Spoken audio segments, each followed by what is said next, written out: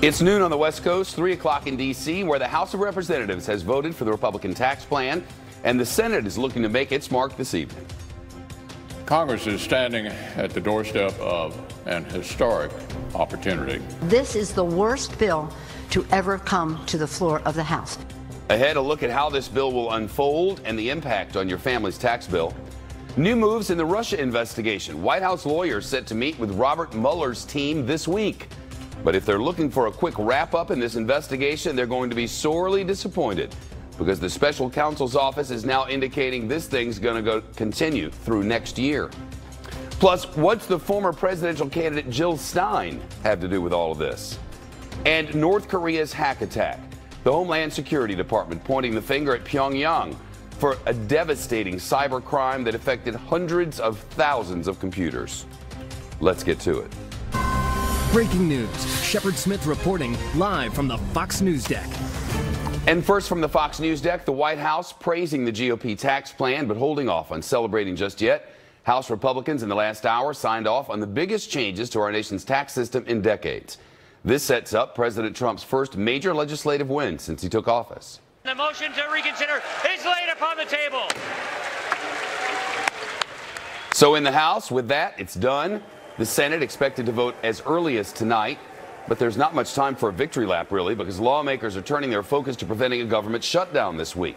And unlike with taxes, any spending bill will require support from Democrats. We'll have more on the possible shutdown and what it would mean for all of us coming up. But first, Republican leaders and President Trump have been trying to sell this tax plan as a gift just in time for Christmas. But before today's vote, the top Democrat in the House called it a scam. This is the worst bill to ever come to the floor of the House, with stiff competition for what some of the things they've tried to do. The worst bill in history. This bill favors the rich. There's no doubting it. The Democrats are making that argument, and it especially favors big corporations. Here's what's in it. The plan slashes the tax rate for corporations from 35% to 21%. For individuals, the top rate drops from 40, well, it's actually 39.6 to 37%. The plan nearly doubles the standard deduction for 12,000 single filers, $24,000 for married couples. Some 2/3 of American households use this. If you have children, the tax credit per child doubles to $2,000. But a major factor for millions and millions of taxpayers is where you live, because the bill puts a $10,000 cap on state and local deductions. So folks in high state taxes, including California, New Jersey, New York, will likely take a big hit. Keep in mind, while the corporate rate I showed you is permanent, much of the individual cuts expire in less than a decade. And by the time this bill comes to its finish, the very wealthy will get more than 100% of all of the breaks, according to the Nonpartisan Joint Committee on Taxation. Americans across all income levels will get tax cuts initially. In other words, the economy will most likely improve in the first and second quarters of the year. But in a decade, on average, people who make up to $75,000 will see tax increases. And that includes the majority of all taxpayers, everybody but the top earners. Plus, if you're at the lower end of that, you could see increases even sooner. It is important to note, Republicans say they want to make the individual cuts permanent as well, but they haven't done that. But they had to include an expiration date in order to avoid driving up the deficit beyond what the Senate rules allow. We have Team Fox coverage. Peter Ducey, maybe alone this afternoon there on Capitol Hill. First, let's get to the chief White House correspondent, John Roberts. Hello, John. Shep, good afternoon to you. If this thing passes the Senate tonight, this is going to be a huge legislative victory for the president. This was the signature issue that he ran on during the election campaign. Obamacare went first, but that wasn't really the thing the president wanted to get. The president wanted to get tax reform, and it could be on his desk by maybe late Thursday, Friday morning. Now, in terms of when the president might sign this into law, I'm told that it's got to go through a review process here at the White House because the bill is so big. They got to make sure that all the T's are crossed, all the I's are dotted. That could take a few days, which means that the first opportunity the president had to sign this bill might not happen until the Christmas week when he's down in Mar-a-Lago. He could choose to have someone put the tax reform bill on a jet and bring it down to him and sign it in Mar-a-Lago, but people might not look too favorably on that. So it's likely that the signing may get pushed until January when the president gets back from his vacation, when Congress gets back from its vacation, They have a big signing ceremony, and the president proclaims victory. Now, one interesting thing in this bill is that a signature issue that the president talked about, and that was getting rid of the carried interest loophole for hedge fund managers or whatever who currently pay about 22.5% on their income, sometimes in the tens of millions of dollars, would be eliminated. But the president decided to let the bill go through with that loophole in place. I asked the press secretary, Sarah Sanders, about that a few minutes ago. Listen here. Ran on, of course. The carried interest provision, this is something this is a loophole that President Trump promised again and again and again to close. The carried interest loophole is still there in this bill. Why did the president not insist on getting rid of that? The president was focused and he laid out what his 4 biggest principles were that he wanted to make sure were part of any piece of legislation.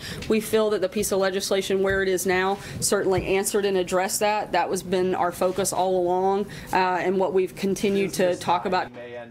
Doing a little bit better. And Sarah Sanders this afternoon insisted that this is a tax cut for the middle class, despite the fact that when it comes to his business income, at least, when he eventually leaves the presidency, and currently because he's still drawing some investment income off of that, the president could save a lot of money on the business side. But Sarah Sanders again insisting that this is a tax cut that is aimed squarely at the middle class. Listen here.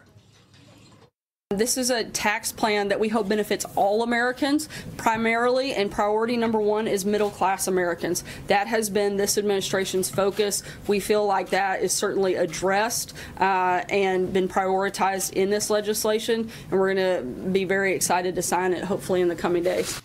Now, while anything could happen between now and maybe 9 or 10 o'clock tonight when the Senate is expected to vote on this bill, the White House is confident that it has 51 votes. Of course, John McCain, senator from Arizona, is back home and will not be voting. But the one holdout here, the one who was still wavering, was the other Arizona senator, Jeff Flake. He wanted some more guarantees that there would be a fix for the Deferred Action for Childhood Arrivals program, the so-called Dreamers program.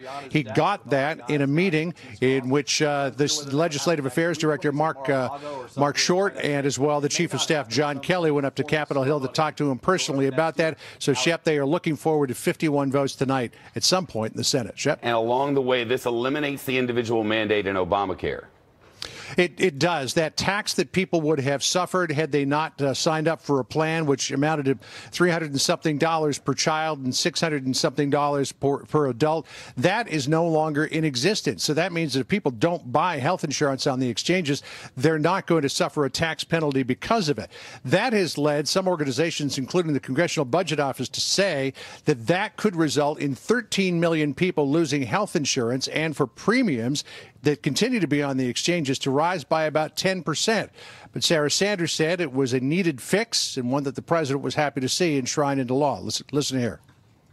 We've said all along that our healthcare system is broken. It has to be fixed. It's not sustainable. This is one step in that process. We're going to continue moving forward and looking at the best ways to improve our healthcare system, and we anticipate that being a big part of our focus next year.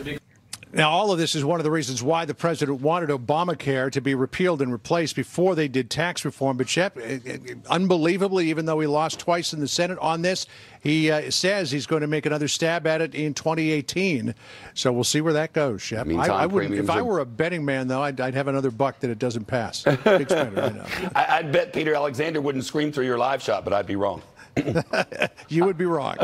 John, thanks a lot. It's good to see you. Republican lawmakers celebrating today as they push their final tax bill through both chambers of Congress.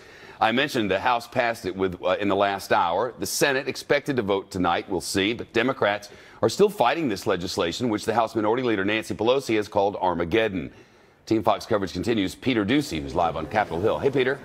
Shep, Republicans have controlled the White House, the House, and the Senate since January, and they think that today is the day they finally take advantage of having complete control over the legislative branch and the executive branch to pass what they are calling and stressing they believe is a historic tax reform package. You don't often hear cheering from members on the House floor, with the exception of the president's entrance on the State of the Union night, but that's what we could hear from just outside the chamber. And when they were done, the leaders who made this happen came out for a victory lap where they stressed they think this is something that everybody in America who pays tax to Uncle Sam is going to benefit from. We heard you. We heard you loud and clear. That's what this bill is about. It's about the American comeback. the opportunity to let you keep more of what you earn, to make America competitive around the world, and to make sure small businesses have an ability to compete.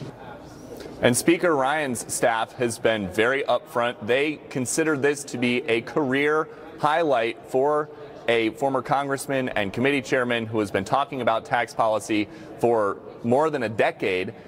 Now they just sit in their offices, Shep, and wait to make sure that the Senate Republicans don't mess it up for them. Well, the Democrats are clearly trying to shed some light on parts of this bill that really haven't gotten that. And we've heard from them, too. They do not have the votes to stop this measure in the Senate, but they are trying to whip up public support against it right now. And a big part of their argument is that if you're the little guy out there watching, they don't think that this benefits you. They instead think that Republicans are just trying to do favors for friends who are CEOs and business owners. It is a very, very bad bill, and what a missed opportunity. They could have had 80 votes in the Senate for a tax reform bill. They went for rushed, partisan, and secret, so they're going to get a bad bill. This is something that is expected to pass both chambers with Republican votes only. We don't know yet if any Republicans will vote no in the Senate, but there were 12 who voted no in the House of Representatives from parts of the country that have very high state and local taxes, because this bill does make a change where you can only deduct $10,000 of your state and local taxes once the new policy is in place. And in fact, Congressman Peter King from New York, one place like that, told me because of the changes to the SALT language, this should be a big winner for President Trump nationally, but not in his district. And he said that he thinks that Trump voters in his area are not going to like it very much until local leaders go ahead and try to lower the taxes, local taxes. Check. Wait, so the local leaders are going to try to lower the local taxes? If they don't, then well, they're not. Right. Yeah, that's not what's happening. It's kind of expensive to run this city, as it turns out. Peter, it's nice to see you. Have a great day. The tax bill could be a gamble for the GOP. That's according to our next guest, who says Republicans are really betting it all on 2018.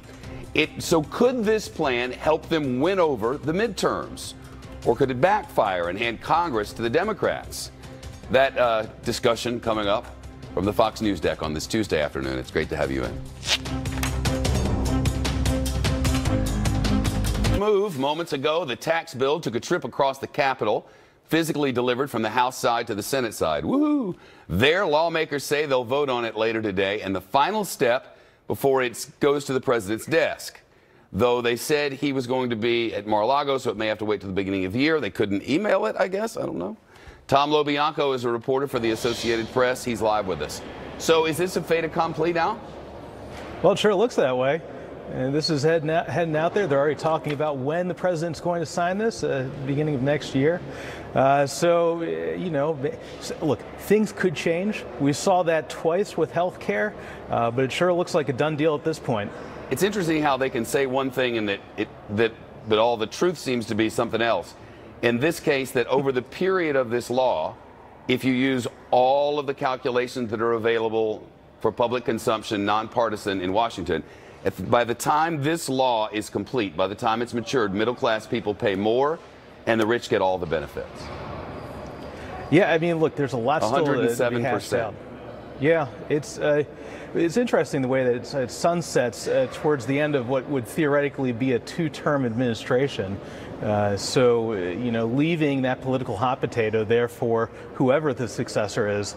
You know, a lot to be hashed out. We saw that drama with Bob Corker, real estate holdings play out earlier this week. Well, you can explain that if you want to, Tom. You know, I'm not incredibly well versed on that one in particular. In general, if you're a pass-through, if yours is a pass-through company, then the money that you receive is taxed at a lower amount than it would be for everybody else. It's a benefit for big companies, for businesses, and the extremely wealthy. Yeah, and that's you know, the question where he got in trouble for that was there was some accusations that he had asked for that to be put in there. Of course, they denied that. And you know, that's what happens when you're doing things fast. Remember, I mean, look, we are in kind of the inverse of 2010. in the political dynamic, where things are in the House, big legislation. Remember, the chant from the Tea Party was "read the bill." Yeah. And you have a similar thing happening now from the Democrats. I mean, what is it, 507 pages, something like that? You know, tick through the whole thing. And I think what's fascinating to watch here, and I think the expectation is that we could be at the forefront of another big wave election like we saw in 2010, but the roles are completely reversed at this point. It's absolutely reversed. So there's a ton of chatter about this. And, you know, the big question really is what's going to happen? What does this do for 2018 for the Republicans politically? Right? Does this juice their base? Does this get people amped up in a way that they haven't been in some of these previous special elections that we've seen, the Virginia election? Or does this get the Democratic base amped up? Do they take it to the bank and sweep through with the wind at their back? I mean, that's kind of the big gamble going on right now. Yep, we'll know when we know. It's a ways down the road, thank goodness. Tom LoBianco, great to see you. Thanks. Thanks. Just days until the deadline to prevent a government shutdown, and Congress still can't agree on how to get it done. So what exactly would it mean if the government shuts down? From business loans to your tax refund, how a shutdown could impact millions of Americans, as Shepard Smith reporting continues in a moment. Congress is racing against the clock to try to avoid a government shutdown. Lawmakers have to strike a spending deal by midnight on Friday to keep the government up and running. And if they fail, that could affect you in ways you really might not realize. For instance, when it comes to getting a passport or your tax refund on time. The Fox Business Network's Blake Berman is live with us out on the North Lawn. Who could the government shutdown affect if it happens, Blake? Well, right off the bat, if this happens, the biggest, most immediate impact would be on non-essential federal government workers. They would be told to stay home. So if they're not on the job, that would trickle down throughout the government as a whole. Just to give you a couple tangible examples, national parks would be closed all across this country for one. Here in Washington, D.C., the popular museums would shut their doors as well. And as we head into tax season, of course, we've been talking about taxes all day today. This could have an impact on the IRS. However, not everything would, quote unquote, shut down because essential federal government workers would still come on in to work. That includes, just a couple examples here, military personnel, air traffic controllers as well. But Shepard, this could have an impact on federal government workers as a whole, depending on the circumstances here. If this happens, how long it were to happen, this could impact their paychecks, a potential delay for these workers during the holiday season. Remind us what happened the last time the government shut down, like 4 years ago. Right, yeah, it was October 2013, the first 16 days of that month. After that, the Office of Management and Budget in the Obama administration put together a report examining the effects, and here's just a handful of them. According to that report, there were a combined 6.6 million days of government worker furloughs. The Small Business Administration was unable to process some $140 million in loans. It delayed, again, talking about taxes here, $4 billion worth of tax refunds, and it forced Head Start closures for up to 9 days. That impacted some 6,300 kids all across the country. Shepard, I could give you hundreds of examples here probably. You might remember another one as well. There were 4 soldiers who were killed in Afghanistan during that time frame. Their families were not immediately awarded the death benefits that they should have received. Congress had to step in and intervene so that those families could get those benefits. Shepard. Blake Berman, thank you, sir. You got it. Continuing coverage ahead of the Republican tax bill that just passed in the House of Representatives. The Senate is next, and then the president will have a live report from Capitol Hill on what happens next, right after bottom of the hour headlines from Fox News. Fox Report now, headlines from the Fox News deck. A deadly shooting in Times Square today, just days before Christmas and the New Year's Eve ball drop. Cops here in New York City say somebody shot a man in the head outside a bar on 48th Street about 4 o'clock this morning. No word yet on any arrests. Firefighters gaining ground on a huge and deadly wildfire in Southern California. Officials say the fire is burning northwest of Los Angeles. It's halfway under control, they say, but they expect it to become the largest wildfire in California history before it burns out. That fire has torched at least 750 homes, and officials have blamed it for the deaths of 2 people, including a firefighter.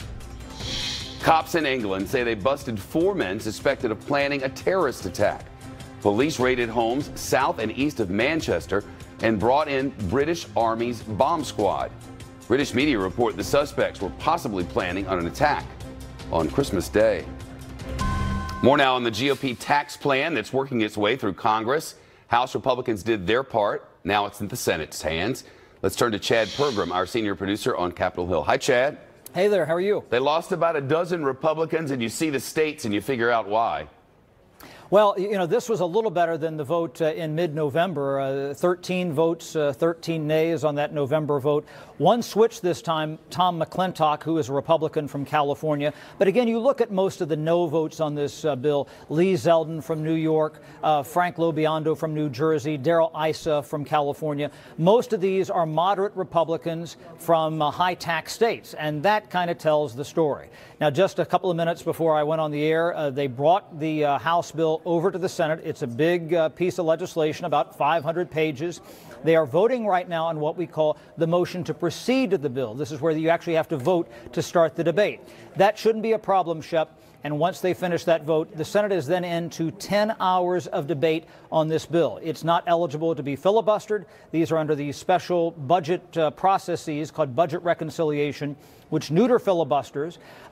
There's a chance this could come back to the House if there's a point of order made against the bill, that it violates some of those budget rules, and that point of order is sustained. That's unclear. But otherwise, this should pass the Senate tonight.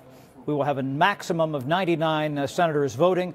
We still don't know the disposition of Jeff Flake. He is the Republican senator from Arizona. He was a yes last time. There was only one Republican no last time. That was Bob Corker of Tennessee. But they should be able to pass this at a minimum 50-49 sometime late tonight. We're thinking 10 or 11 o'clock. The way I understand this, everybody's going to get some more money. Middle class, lower income people are going to get some more money in their paychecks in the first and second quarter of the year. There's no doubt about that. But over the course of the law, middle class it's basically a transfer of wealth from the middle class to the rich. How do they reconcile that? How do they say that they're still doing what they promised to do? Well, that's the argument here, that they think that they can grow the economy, and therefore that it will, you know, the old Kennedy expression that a rising tide would lift all boats. That's their argument. You know, anytime they do some of these big tax bills or anything like this, Shep, what they do is they put, you know, the immediate benefit in the first few years, and that's certainly what they've done here. Not all of these tax cuts are permanent, and that's something that they'll have to have another Congress 5, 6, 7 years down the road address. Also, potentially, they don't have any of these circuit breakers built into the bill, which is something that Democrat Earl Blumenauer, a member of the Ways and Means Committee, pushed for. Bob Corker pushed for something similar that would turn off some of these tax breaks if they don't get the economic development that they had hoped, and secondarily, if they start to explode the deficit, maybe as high as $1.5 trillion. And those who, I mean, politics is a funny thing. You say one thing when you're in power, you say another when you're not, and that's not specific to either party, that's everybody. But they're not making apologies for the fact that 8 years ago, they were complaining about budget deficits and saying we got to figure out how to pay for this, and all of a sudden they've forgotten that they wanted to know how to pay for it. Absolutely. You know, a couple of months ago, and this deals with some of these broader spending issues, like later this week they have to keep the government funded, and a lot of conservatives, members of the Freedom Caucus, are upset that they don't have any deficit reduction. And I went to a member of the Freedom Caucus who had been here a long time, somebody who's very concerned about deficits, and I said, you know, why this change of heart? What happened? And that member said to me, Shep, Chad, we realized we just can't cut. That's kind of hard to believe. The president had talked about this, you know, pass-through earnings and how something has to be done about that. He campaigned on it so strictly, he got enormous applause from middle-class Trump Republicans along the way, and then it didn't happen. Yeah, and that's something that you're going to look to see when it comes to the ballot box come November. You know, again, look at some of these districts in these high-tax states in California where you have those middle-class voters. Are they going to turn out and vote for Darrell Issa? Well, he did vote no. He can say, look, I didn't vote for this. You can look at Rodney Frelinghuysen, a Republican of New Jersey, the chair of the Appropriations Committee, someone else who voted no. But then again, you might have some members who are from those high-tax states. Tom MacArthur, a Republican in New Jersey comes to mind. And that's where they are going to try to market this and say this is actually good. I met earlier today with Steve Scalise, the majority whip, and he indicated to me that the next big push is to go out and sell this. So they sold it before, but now they feel like they have to sell it again. This is going to be a pivotal vote going into the 2018 election. It may, in fact, be the seminal vote that determines whether or not the Democrats or the Republicans hold the House. Very interesting. Chad Pergram, always good. Thanks. Thank you. The FBI's second in command facing questions from the House Intelligence Committee today. Ahead, what we know about the hot topics behind closed doors. FBI Director Andrew McCabe testifying behind closed doors on Capitol Hill today on the Russia investigation. Lawmakers on the House Intelligence Committee expected to question Deputy Director McCabe on FBI agent Peter Strzok, whom Special Counsel Robert Mueller reassigned after his team, or from his team, after the agent sent text messages mocking President Trump. Strzok was also part of the team investigating Hillary Clinton's emails. This comes as the special counsel investigators told the Washington Post that the Russia probe will likely continue through next year, despite attorneys for President Trump saying they hope it wraps up soon. House and Senate investigators, along with the special counsel Robert Mueller, are looking into Russia's meddling in the 2016 presidential election and possible collusion with members of Team Trump. The White House and Russian President Vladimir Putin have repeatedly said there was no collusion. Let's turn to Fox News senior judicial analyst Judge Andrew Napolitano. Hello. Hi, Shep. Much has been said about, well, first of all, obtaining emails in regard to this investigation. It has been widely said Trump's lawyers believe this was illegal. This is a horrible thing that's happening. Which is ridiculous. Look, right? When they ran the transition, the GSA, the Government Services Administration, which is part of the executive branch, pursuant to a statute, gave them the computers, the software, and the server. And every time they went on those computers, every time you go on any GSA-owned computer, you get a notice. Notice, there is no privacy. The email you send and any response to it belongs to the federal government. Yep. Just like here, belongs to the company. Correct. So there are tens of thousands of emails that were sent and received by transition people. Many of these former transition people are now White House staffers working in the West Wing. Okay, that's the background. Bob Mueller wants to look at the emails. There's three ways he can get them. He can send an FBI agent to knock on the door and ask for them. He can tell a grand jury why he needs them, and if the grand jury gives the subpoena, they can serve the subpoena. They can go to a judge and get a search warrant like they did with Paul Manafort. Judges will not give search warrants when the documents are held by a third party because there's no danger of it being lost. So Mueller's people either, we don't know which, Shep, knocked on the door and said, do you have these emails, or got a subpoena from a grand jury. Perfectly legal. And it's done every day of the week. A matter of course. Correct. To not get them would be derelict. Correct. Here's the kicker. The people in the West Wing who used to work in the transition have already been interviewed by the FBI. At the time of those interviews, they probably did not know, because we didn't learn this until 2 days ago, that Mueller had and read their emails. Question, did they tell the truth? That remains to be revealed. But the special counsel's office now knows. Yes. If they told the truth or not. Yes. Going back to during the campaign, the two campaigns were warned, both the Clinton campaign and the Trump campaign. By the FBI. By the FBI. Russia is trying to do bad stuff. Right.